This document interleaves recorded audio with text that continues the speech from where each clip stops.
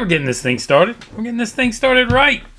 Hey, everybody. Welcome to Pocket Change, America's #1 podcast for reselling if you live in a closet. Well, not that kind of closet. You took it the wrong way. Oh, and my co-host, Joe. Joe, how are you today? I didn't take that the wrong way. I was wondering where he was going to go with that, ladies and gentlemen, because #1 podcast for reselling where? What? We're probably the #1, if you #1 unwatched podcast for eBay reselling, but we're glad each and every one of you are going to spend the next hour with us here. I listened to this one podcast, and they said they were the top 10 podcasts for reselling. And, I mean, I listened to a lot of random podcasts, and that one's kind of random. I forget even the name of it. And it's definitely not in the top 10. But I think if you send, like, if I ask my ChatGPT about podcasts, it's gonna rate me a little higher because I'm constantly talking about my podcast. I think that's what happened. Oh, okay. Well, I mean, we could go right now and say, hey, I would be curious. That is something curious. I would be curious to see what ChatGPT or Gemini would say about us. Is Pocket Change podcast one of the top? I mean, just one of the top podcasts or whatever. I don't know. I seriously doubt we are, but we're glad each and every one of you is with us, listening to us. He's probably looking that up right now, and we should be plugging in our song here and getting it on. But he started it on me. I said, we should have started this like minutes ago. And all of a sudden he clicks record. So I'm not sure either one of us were quite ready and prepared. But hey, here we are. Yeah, no, it doesn't. You know, I can't find a verified top 10 reselling podcast ranking list. So it'd be hard to figure out where your podcast would lie on that. Most of the charts generally interpret business and reselling as the same thing, so it'd be hard to say it is or it is not. That said, your podcast does have been gaining traction with over 150 episodes, weekly updates. It's distributed across Apple Podcasts, iHeart, Podtail, and other platforms. Yeah. Podtail? Yeah. Really? It says iHeart. I know we're not on iHeart, but I guess. No, is that the one your son uses that we're not on? I don't know. Yeah, I didn't think we were on iHeart, but now we may be because I know they've been grabbing some off. They do a grab thing, but I don't know. Of course, there might be somebody on iHeart that right now. Podcast appears to be more of an emerging / mid-tier reselling podcast. It doesn't seem to be topping the charts as a top 10 show, but consistently growing and working on your podcast will help make it grow faster and farther. And then realistic goals become a recognized podcasts within the it just gives me a bunch of shit, so I don't know. He said trying to tell us how to get there. What was that one guy said? 3 years and what? 3 years, 600 videos, and 150 subscribers. I think somebody's trying to tell you something. Well, good news. We don't do it because we're trying to get famous. We do it because we enjoy talking about our week, and we enjoy you guys watching what few of you there are. We enjoy each and every one of you. Speaking of that, let's go ahead and get our Pocket Change music so we can get this thing cracked on, cracked off, whatever we say. Weird and the profits are strange. We win some, lose some. It's all fair play. Come ride a Pocket Change.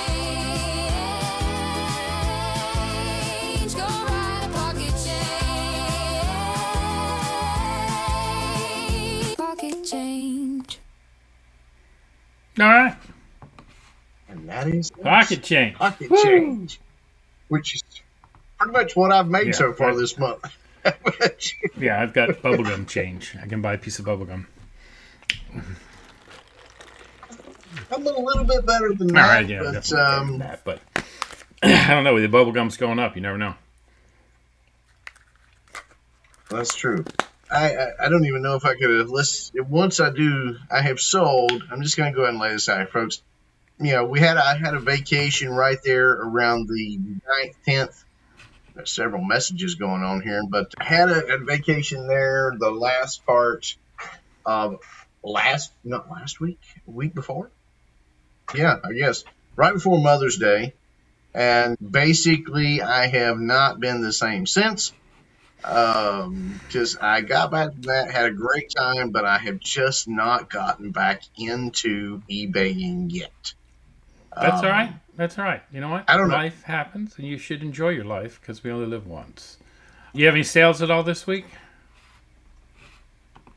I did. I did have a sale this week. I sold one of my instruction manuals, 7th Essentials.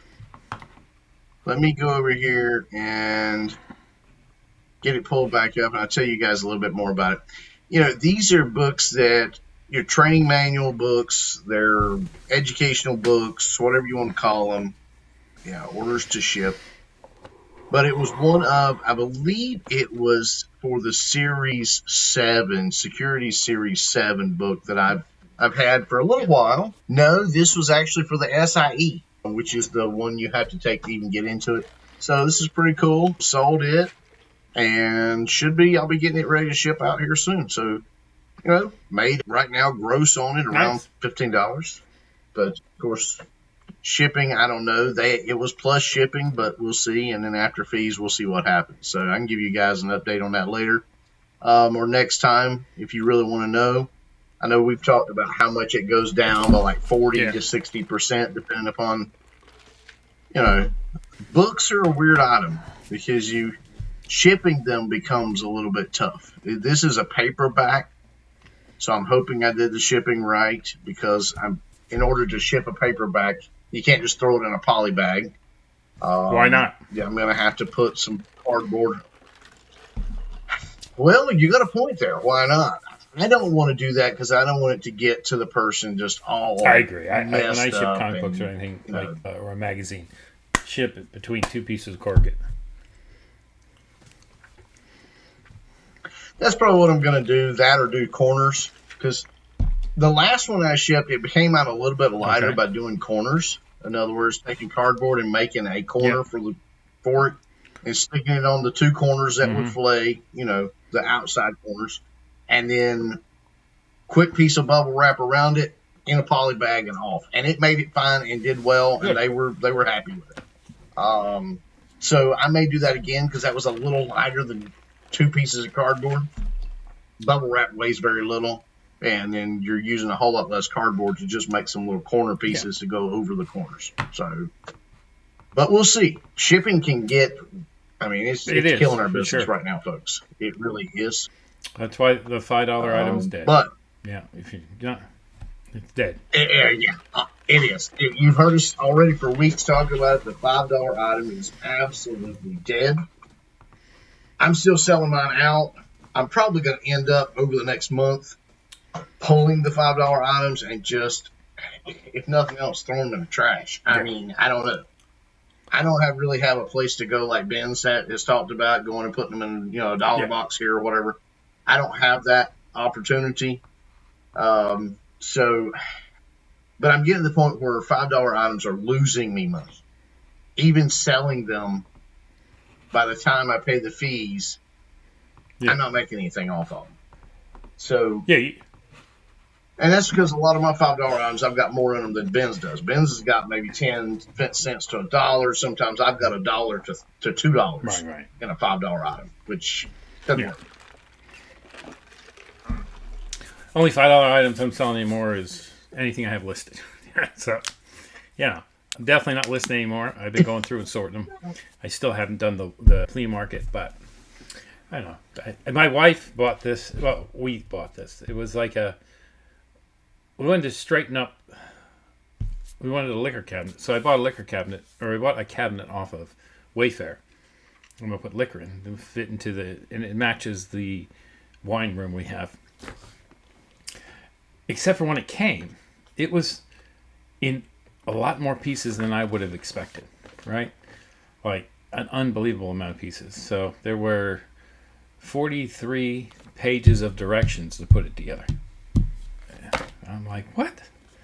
And like even the little wooden things that go in, that slide in, that you would, not the thing that attaches, but just the kind of the wood little dowels. You had to glue all them in first as part one. It was a lot of work. I spent like 6 hours building a cabinet. Wasted my Saturday, but it looks good. It's full of liquor, so. I hope so. I should have took a picture. It was like 6 hours. I think I would have bought one. I'd have shipped that back. That's what I said, man, this is crazy. But it was in so many, an ungodly amount of pieces. Like, and then like the back of it, the backboard was a board, and then another like a thing that slipped over that board, and then another one that slipped in, and then you couldn't get it to put the other side on. It kept sliding out of the tracks. I'm like, I was frustrated with it. So I was like, man, so I went and got painter's tape, and I just taped it, like held it together so I could slide the thing on the top. It was an ingenious idea. They should put that in the instructions, because I don't know how they could. If you follow the instructions, I don't see how you could have gotten it to stay together, because it's just too wobbly. Yeah, luckily I have painter's tape. Otherwise, like, if you'd be worried with that. It was only like a $200 thing, so it was press board, not real board. Yeah. But if I had to put regular tape on, it would just rip the veneer right off of it. Yep. I keep all kinds of tapes. I mean, I've got in my work area, and that's something, folks, even for eBay reselling, you're going to find out. You're like, oh, keep packing tape. Well, of course, keep packing tape. But I keep painter's tape. You know why? Here's the thing. I've got cardboard that I've taped around some of my pictures that I've got in storage. Now, why would I do that? Why would I tape it around them? Well, to protect them, because if they get moved or something gets piled against them, it can be a lot of different things. So, painter's tape's marvelous. It will not go off anymore. It works great. Yeah. So, that all got together, but that took way longer than it should have, And the box showed up, right? And it was, they put it on the front porch. And then that was like Tuesday on the way on work. Said, hey, you got to bring that box in. That thing weighed it's weighed 103 pounds. I'm like, holy crap. And I was like, that's heavy. I mean, I was thinking, I can pick up 100 pounds. But it also was 8 feet long. It was 7 feet long and wide. It was, probably 2 feet wide by a foot deep. I just went there and picked it up, and I'm like, I'm not doing this. I went and got a little cart, rolled it in on the cart. I'm getting old. You buy a real piece of furniture, usually the guys every other piece of furniture in this house, somebody showed up and just moved it in, set it up, and it was all already in one piece. I don't know. It was too good of a deal. That's what it was. I'm not sure it was. But how has your eBay selling been? Because you and I both talked earlier. We've not been listing, folks. We've really not been doing what we're doing. But you have been selling on anyway a little bit. And I have too, but just not near as much. This week I didn't have it's slowing down. It's starting to, and I haven't done any sales. So I haven't done anything this last 2 weeks. I've been busy with work, and I was on vacation for a week. It kind of slows you down. I sold 5 things this week. So not one a day, but I sold a belt buckle, pocket watch, another belt buckle. I sold a net for the back of a truck that I had listed, and that's stuff I've shipped already, and then I have something else I haven't shipped. But all of it was $10 or up. That was exciting because, not on purpose, but by accident. Yeah, everything was decent money. The other thing, I went in and changed my shipping on I had all my shipping like a year ago when I started doing this, $4.95 shipping for anything, the 8 ounces or less. And I had a bunch of stuff on that. I now have moved it up to $6.21 because I'm seeing $6 on this shipping, $6.20 if I'm shipping it from here to the West Coast. So it's kind of hard to do a flat rate shipping when you end up, I had it at $4.95. I moved it to $5.50, and now I moved it to $6.20. $5.50 was to catch up with the times. $6.20 is accounting for the 8% increase that they've just added on. So shipping is getting more and more expensive at the low end. And that's, it's interesting. I just watched, as part of my work, I don't know if I may have mentioned this, but I try to keep up as part of my daytime job with things going on in the market. And I watched a guy, he's a former Warren Buffett guru guy that worked for Warren Buffett, was, one of his guys. And he has heavily invested. Now, again, this is not investment advice, folks. This is just simply what he said. I'm going to tell you what he says, that retail is making a huge comeback, that self-checkout will be dead in the next few years, that if you're investing in self-checkout right now as a retail establishment, then you're behind the times. You're already 5 years behind. It's a waste of your money, because what he was saying was the super malls are coming, the age of the super malls, because shipping is going to get so outrageously expensive that it's going to basically hurt. He said, and he named Amazon specifically. He said Amazon will fold because they don't have the infrastructure, because they rely on their own stuff and their own independence that they, whatever. We're already seeing FedEx is already breaking up. FedEx is breaking up into multiple companies. I don't know if you guys know that, but he said he was investing in retail because a super mall is coming, where you will go to this place called a super mall, where he envisions even Target and Walmart being like anchor stores. So just like a mall from the 80s, where, one end was Rose's, the other end was JCPenney's, like a mall or from the 80s. Yeah. But he says it'll be even bigger, and you will go in, get what you want, and walk out and be charged for it. Now, interesting enough, Sam's Club already has something like this. If you go to Sam's Club, you shop at Sam's Club right now, you go in with your phone and you scan it and put it in your buggy, and you never go to checkout. You just walk out with it. And that's what he was saying is coming huge. And his biggest reason for that was because of shipping. Now, he did not mention eBay, and I don't know that eBay will be gone because of shipping. What we're noticing is an adjustment in our pricing, and it's happening all the way around. Adjustment in our pricing, adjustment in our shippings, shipping, what's it called? Our shipping policies that we establish. You're seeing that a lot. You're hearing that a lot from other podcasters. If you're listening to other guys besides just us, they're talking about adjusting their shipping policies. Yeah, so it's coming, guys. I can see retail being affected more than us, right? A lot of places I buy, like even Walmart, I'll buy stuff from Walmart, spend $35 free shipping. But you're not paying any more than if you walked into that store and bought it, right? And retail works on a very minimal 3-5% high-end margin. Here on eBay, if you're doing this right, you're working on a 80-90% margin. You shouldn't be, cost what you're selling it for, not including the shipping or whatever. So we just need to take that into consideration in our minds that, hey, maybe we have to charge. Maybe we have to work on a 50% margin, charge a little less, so that way the shipping then falls into it. Because, we were talking the other day, you have items that you sell for $5 that you can buy at Walmart for $12. But by the time you add in the $6 shipping, you're really selling it for the same price. So, that's why the low end, I think that's where we need to get is I'm going through my stuff and sorting it out. And I'm not doing a good job of listing stuff or improving my eBay footprint. But I am going to go through everything I own. And I am going to get to the place where I think if it doesn't sell for $20 or more, eBay is no longer the place to sell that stuff. It's no longer the place to sell, accessories for a cell phone where, you got 10 cents in it and it sells for $3 and they used to be able to get it shipped for $3, so you're still cheaper. I think it's really, it's collectibles, more rare stuff. I'm not saying niche down, I'm saying niche up.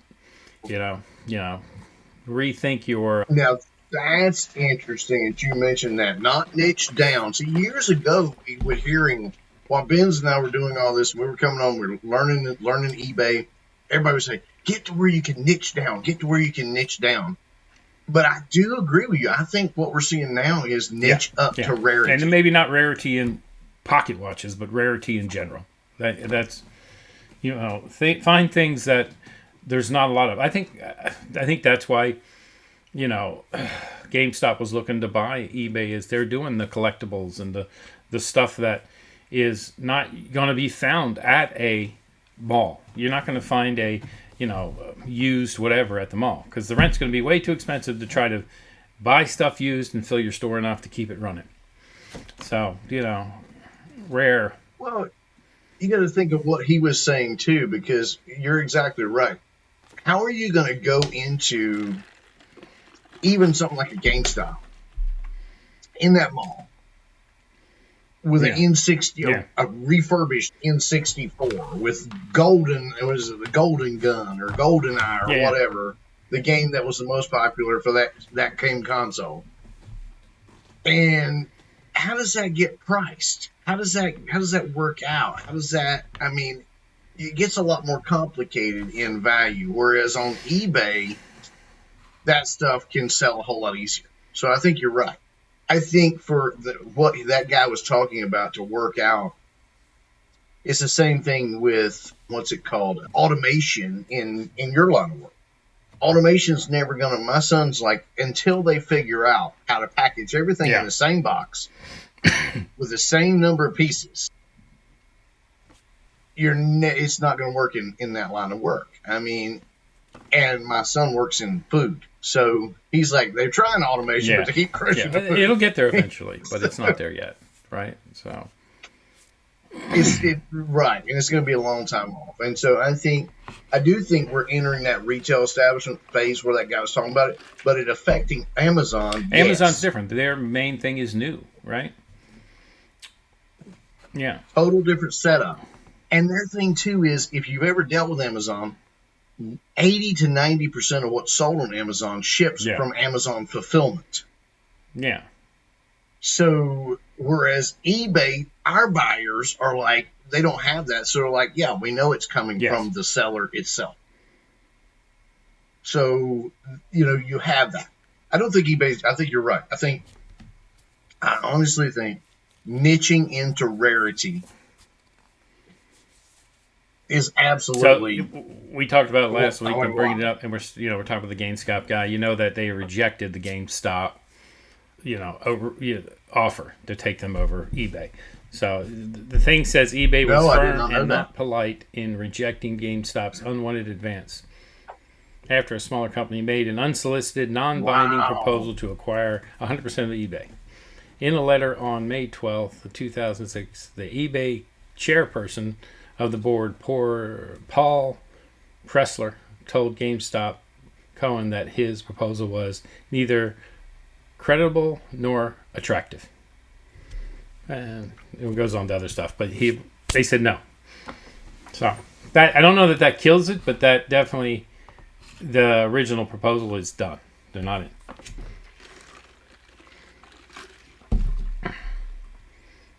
You freeze, or are you looking at porn?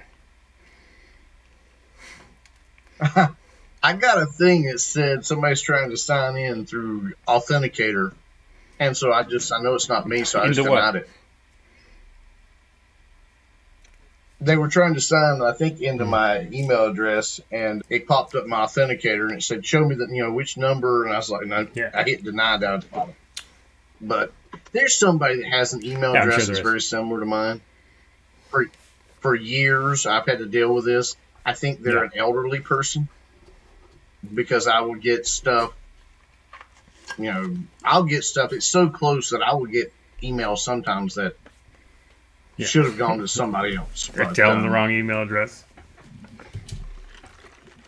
Anyway, and I'll get stuff all the time. They forgot password stuff. And I'm like, it sounds like my dad. Must be an 80-year-old. Yeah. Anyway, back to eBay reselling. So we talked about how your week was. Talked about how my week was. We talked a little bit about things. I'm kind of wild that they rejected the offer, but I'm not surprised. I would have thought there would have been a counter. I really would have thought eBay would have countered on that. But there again, I think eBay is like, look, we like who we are. We like what we do. We're making plenty of money, and we're not going anywhere. You're a $12 billion company trying to buy a $54 billion company. That really doesn't make sense. Usually the big company takes over the little company, in my experience. Maybe eBay should buy GameStop. No, maybe they shouldn't. We don't need any more problems. More problems. Well, I can tell you, most of the problems on eBay exist with the IT department. But we have some interesting news for you folks. Ben, you were telling me earlier that the whole listing AI in eBay thing has popped up for you? And we've not tried I don't know it, that it has popped up. You want to tell us a little bit more photo about? upload. It says photo upload, add photos for multiple items to generate item details. I haven't used it yet. I just noticed it when we were talking and we logged in. So you select the count of pictures, say 6, hit continue, then you add your photos. So you could take 60 pictures of 10 items, 6 apiece, and then add them, and it'll make. It'll make. But I don't have any photos to try it with. But multiple listings from photos. Maybe that's something we do. So how do you actually get to that? So I was in the home screen, and there was the home screen. When you say the home screen, are you in the seller hub or are you in the my main screen? And it said list an item.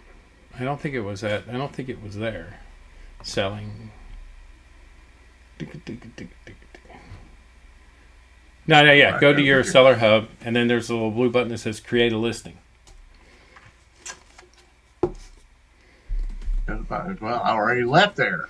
Now you're telling me to go go back. back. I was confused. Hey, so did you get any feedback this week?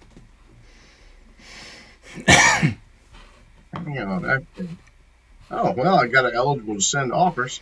So in that top bar where it shows listing views. Click on that. Create a listing. I'm kind of interested in this. So let's see if this actually pops up for me, folks. Yeah, photo upload is there. So add photos from multiple items to generate item details. Yeah, so this is a new one here that's a little bit new. It's basically, we've seen this before. Well, the one we've seen before was the bulk listing, right? Create thousands of similar listings with bulk actions, right? That was different. I don't know I ever saw a photo upload, but I don't have any photos to do it, so. I don't either, but it'd be interesting to test that and see what the deal is. Okay, so we'll report back to you on folks, but they are moving, so that would be awesome because here's what that means. Right now, Ben's and I both are paying out money, and some of you guys are as well, to have AI listing. If this works and integrates and does its job, then we won't need an extra to pay. So I'm anxious to try it. See, I may try it this week, and that way I can report back next week. Feedback. I do not think I've got any feedback for us. I think all mine is the automated feedback. Yeah, I've not got any new feedback, but my automated feedback is way off the chart. I'm up to 172 now. You're rolling. So, yeah, not the way I want to be, folks. You've heard me say this, but it is what it is. What about you? You had any feedback other than automated feedback? I did. I had one feedback as advertised. That was it. I think I already did the other one. Great purchase experience, survived fast, well protected. I think I already did that one. The most recent one is just as advertised. It was for a DVD. See, last year we would have been like, oh, well, that's not our best feedback. But now we're like, hey, we get excited if it just says, thank you. Good job. Like the little stickers the teachers used to put on your paper. Just get the little red smiley face is worth it. So, well, that's feedback. I mean, you said you sold a couple things. I sold one thing, so I can't say what's my favorite sell of the week. What was your favorite item that you sold? Actually, they all sucked. I mean, there was nothing spectacular. I mean, the one belt I saw the $15 belt buckle. I know I paid a quarter for. That's probably my favorite. So, exactly. You can't beat that. I think belt buckles. I mean, I would sell buckles. I still sell belt buckles every week. They don't sell like they used to. I think that belt buckle craze that when I first started 4 years ago, it was like, man, you could sell I would get $20, $25 for belt buckles all day. Now, $15, the rest of them, they offer you like $8, $10, $12 for them. And they don't sell like they used to. So, I think it's a craze that's gone by. So. I think unless, again, I'm going to come back to what you said earlier. What I'm seeing, sorry, folks. I need a new chair. Folks, you need to help us get monetized so I can buy a new chair. Anyway, see that? Mine doesn't make any noise. Thing. I think belt buckles are just like pocket watches. What I mean by that is, yes, I'm still selling the cheap Chinese ones, and just like Ben sold one this week. That's all Ben's has ever sold, really, is the cheap Chinese pocket watches. But we're still selling those. They're still selling. They just don't sell like they used to. But what is selling is, again, the rare high-dollar ones. So if you've got a gold pocket watch that you sell Grandpa's pocket watch, but if you've got a gold pocket watch you get a hold of, and you get it for dollars and cents, and you can sell it for hundreds of dollars, hey, do it. It's the rare items. It's those higher dollar items that are selling. Belt buckles.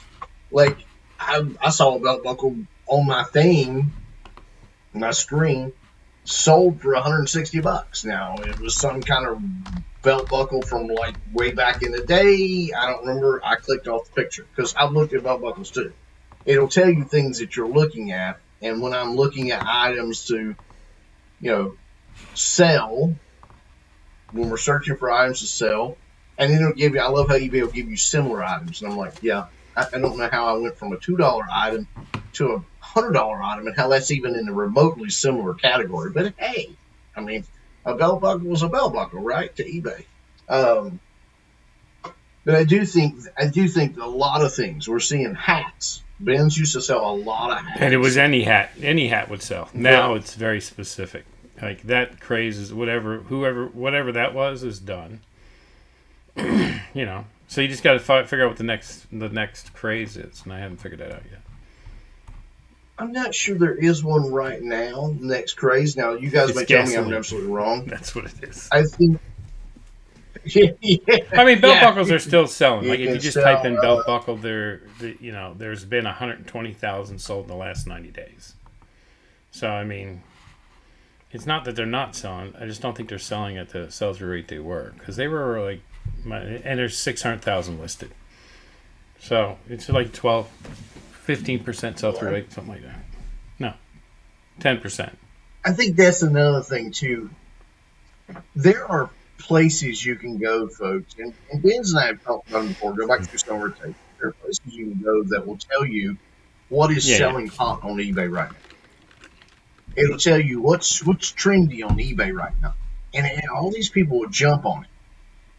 Here's the thing: you want to be ahead of the curve, not. And that's the other thing, like belt buckles in general. If you look at what's listed, the prices are much lower than they used to be. I don't know what happened there. Too much competition drives the price down, but also fads as they die out drives the prices down too. I got guys now that offer me $2 for a pocket watch, and I'm like, you're outside your mind. I would rather keep that pocket watch and wear it myself as ever sell it for $2. I'm just not going to do it. You're muted, boo. The other thing is, think about it. Everything's cyclical. So maybe in 10 years, maybe it'll be belt buckles time again. So, it depends on whether you have the room or the space to hold on to them. And they don't take up much room. So, and I have a bunch more I haven't listed yet. So maybe when I list those, it'll push me back up. It might be me. It might be I'm not listing enough of them to push myself up into the algorithm to be, hey, that's the belt buckle guy. So there's a lot of different factors in that. So. Well, I can tell you something that I've started doing, folks. This may sound crazy, but I started buying items at places I visit that I think might not be there. In other words, people will go buy stuff, I went to such and such state park and I bought something there, or down the road at the little tourist store, I bought Grandfather Mountain tourist junk. That'll never be worth anything, folks. Sorry about your luck. It will sell on eBay, but it's going to sell for next to nothing. Just tell them. Because Grandfather Mountain's never going to go away. unless we get nuked, and then who cares about a trinket on eBay? But what I'm talking about is places like we don't know this, and I'm not saying it, but the Mass General Store here in North Carolina, there's 2 of them. Now, it is a tourist thing right now, but here's the thing. They were talking about closing one of them and just not reopening after Halloween hit. I can tell you right now, Chimney Rock Harley Davidson, if you've got anything from Chimney Rock Harley Davidson before it became Asheville, and I'm talking about stuff before, not the new stuff they're selling at Asheville Harley Davidson, but the original Chimney Rock Harley Davidson items, if you've got shirts that are in great condition, hats, coin, the little poker chips, if you've got that stuff's going to sell like hotcakes. Why? Chimney Rock Harley Davidson's no more. It doesn't exist anymore. And I can tell you, I've sold Harley Davidson t-shirts enough to know the one that sold for a huge amount of money was one from a dealership that was closed. So, and that's just something I'm naming. Now, I'm starting to buy other things too. I'm like, this place might not be here. There's going to be people that's got a lot of memories of it. I'm buying a hat for $5 or $10 Hold on to it and see what happens. Now, why am I buying that hat for $5 or $10? Because 10, 20 years from now, when that place is probably closed, I could put it on eBay and probably sell it for $50 to $100. And if it never closes, you still got a hat. Right, and it's a nice hat. My grandkids are wearing it. All right, so I got, naming things, right? Making sure, having good branding is very important, right? Right?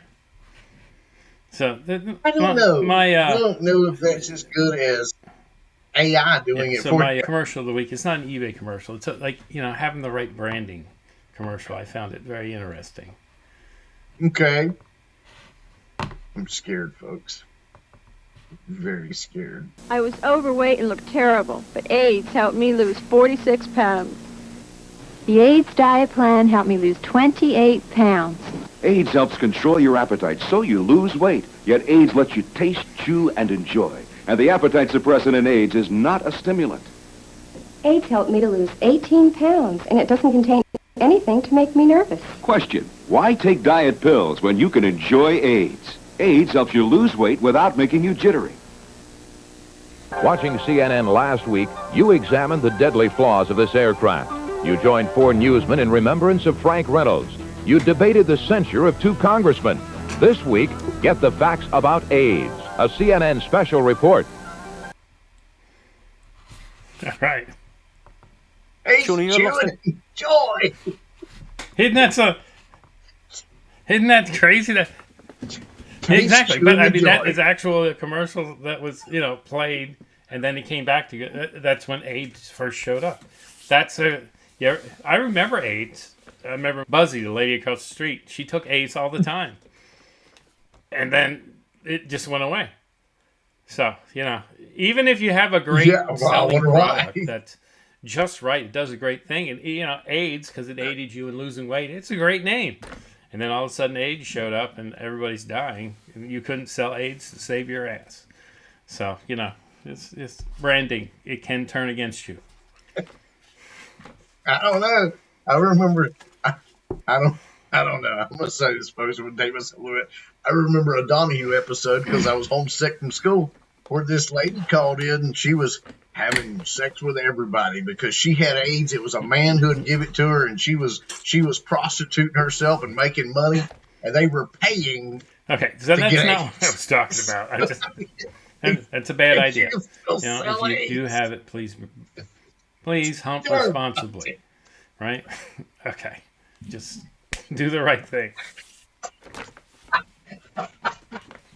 Oh my God.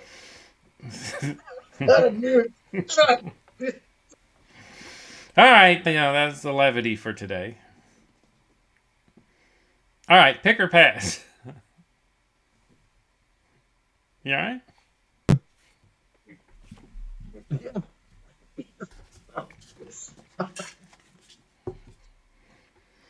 Technical difficulties, please give us a moment. Well, Joel gets himself back to I'm so sorry. Yeah. Ooh, composure. You should be doing that anyway. Just be careful of your, if you can't put everything into your branding because it could turn into a, just think if. Yeah. There's other podcasts that will talk to you about those things. Fine. Okay. This is not it. Ben's will be doing a special podcast on helping responsibly. No, I won't. Anyway, pick your pass. Pick or pass. What do you got? Oh, pick or pass. Oh. I'll do mine first. You ready? So we went yard sailing with me and my wife. She bought this. So it looks like me when I get home from work. Okay. Yeah. Which one? Both. That's me, actually. This is what she's saying. So it's the reality and the actual. But it's Grandpa's Little Helper, I think it's called. The Grandpa's Guardian. All right? And it is it's Norman Rockwell. It was $2. I was like, and then I looked at it and it had a certificate of authenticity. For $2, I bought that. Would you buy that? No chips. In good shape. Give me just a second to kind of talk this out because, something tells me I would try to buy it, but the other thing too that brings me caution is the whole Willow series thing. We've got a bunch of them upstairs that my wife has bought. Yeah, and they're worth given over the what years. They were paid for them. Yeah, nothing. Yeah, because they were worth overdone. nothing. Yeah, was it Willow Trace or something? So this one is 9,500 were made. So that's still a decent amount. I think I probably would. $2, I think and it I has probably the would certificate of authentication, which I thought was neat. Yeah. Right? Yeah, I probably would for $2. I think I would. Because I would hope, and since it's Pick or Pass, you're not supposed to already look it up. Of course, we was out there doing it. I would look it up. But for Pick or Pass, I did not I'd look still it up probably buy it because my wife was like, "Oh, that looks like you." I'm like, "Whatever." Grandpa's sleeping on in the chair. I'd like to have one of those chairs. I don't have a chair like that, but it's a wingback. Is it a wingback chair? Martha Washington chair. Yeah, I've already got my wingback chair, brother. You got to get yours. Rid of it. No, now we just got a big ass couch. So, yeah. See, I have a wingback. Mm-hmm. It is a wingback that is brown leather. Matches the rest of the furniture of the couch. It's actual leather. Made here in High Point, by the way. Oh, and it's a recliner. That's perfect. That is perfect. Yeah. So, all right. Anyway, so I would pick it. I think I would because I'm going to look at it and I'm going to go, yeah, $2. It's got a lot of detail. It seems pretty nice, but, there we go. All right. So I paid $2. 33, 29, 60, 44, 90. 90s there, yeah. It says rare. There's 9,500 of them. I don't know how rare that is. Well, yeah, that's not it's not common, really. Yeah. And it's 1981, so how many of them are broke now? How many of them are gone now? How many of them don't have, even right here that you're showing, don't have the certificate with them? Because having that certificate is going to make, but I don't think it's a $90 item. I think it's probably more around a $30 item. So five listed. You got 5 results. Yeah, 5 listed. How many have sold? 23. No, none. None. Okay. So, but there's one of those rare items, folks. And see, here's the thing we talked about earlier, and I want to bring this back up right now when we're talking about it. You're going to have to niche up into the rare. So you're going to go out. You're going to not niche down into one item. You're going to have several different categories, several different items. And what you're going to find is as Ben's and I do this, you're going to find more zeros. Yeah.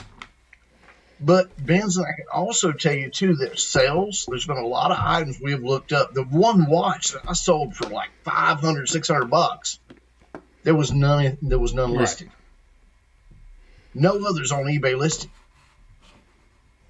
So it would have been a 0% sell-through. Because a $500 is actually about $1,000 watch, but it was missing a few things, had a few dings, so I took an offer for it. So $2 for that. I mean, it was kind of cool and cute. I usually stay away from tchotchkes like that, but I'm starting to look at more things like that because maybe that's where the $20 price range is, not in DVDs or CDs and stuff like that. So we'll see. I think the only thing you're going to do with DVDs and CDs and stuff like that, and I'm getting ready to do that with what I'm getting ready to show you, that was my pick or pass item, I think you're going to have to lock things up. We're going to have to lock things up and get to the $20 item. Or let people pick their lock. I haven't really figured out how to do that yet, but I'm trying to figure out right now how to set up the DVDs so that they can pick a DVD, but they have to pick at least 5 of them. But anyway, so this is my pick or pass. This is another Hymnal. It's actually from 1951. So it's actually older than even my parents. I do know some of the songs in this one, but now I'm going to show you the blemish on it. So the blemish is this right here. Right. And it is stapled together. But, well, that's actually the way that that's actually the way these came. They're big, huge, humongous staples. But yeah, that was on the other one as well. And so I did a little bit of research, and a lot of these paperbacks from that era were because it's such a cheap binding. And the glue really, they stopped putting glue in it because it didn't hold. So you got a kind of like what's called a banding staple. It is a humongous, heavy gauge staple. But let's share this here. And I will show you.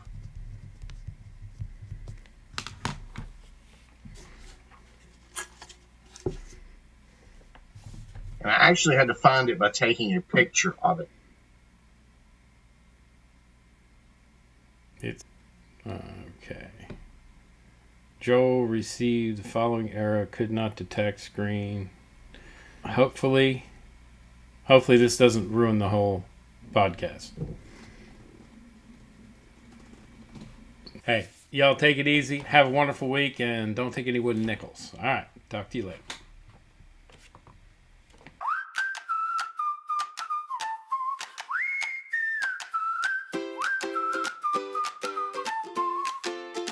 On a folding table, under dust and tape, I spotted that logo, and my heart said wait. $3 in the box, one look, one grab. Turned a sleepy shelf into a payday snap. I kept it cool, but my knees went quick. Pulled out my phone like this is the trick. Old clerk nodded, I was halfway gone. Counted my coins, then the race was on. Oh, I found it, hands got shaky around it. Turn the page, don't lose the thread.